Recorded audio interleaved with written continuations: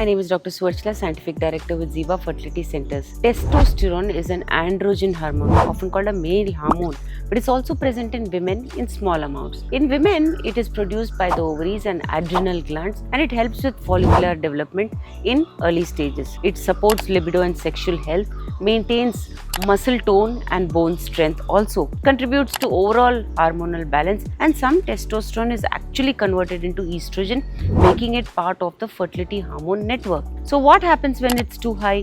One of the most common conditions involving high testosterone in women is PCOS, polycystic ovarian syndrome. Symptoms may include irregular periods or no periods, anovulation where no egg is released, acne or unwanted hair growth or hair thinning, weight gain especially around the belly is also common, and difficulty to conceive. High testosterone levels disrupts follicular maturation. Many eggs don't develop or release properly. It also affects the quality of endometrial lining, making implantation difficult. So what about low testosterone? It is rare, but very low testosterone levels, especially in women with low ovarian reserve, premature menopause, or chronic illness, can cause low libido, reduced energy, and potentially affect early follicular development. But in fertility care, high testosterone is the most common issue. How do we manage? We start with blood tests to measure total and free testosterone, DHEAs or other androgens, LH, FSH, AMH, and insulin levels if PCOS is suspected. Treatment may include lifestyle changes.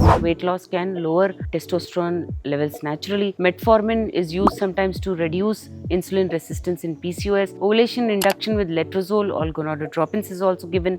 In some cases, anti-androgens, though not used during fertility treatments, can also be given. So testosterone in women is all about balance. Too much can block ovulation, too little can slow development. So if you're facing fertility challenges, check your testosterone levels. It's very important. It's a key part of understanding the bigger hormonal picture. If you wish to know more about this, please feel free to contact us. Thank you.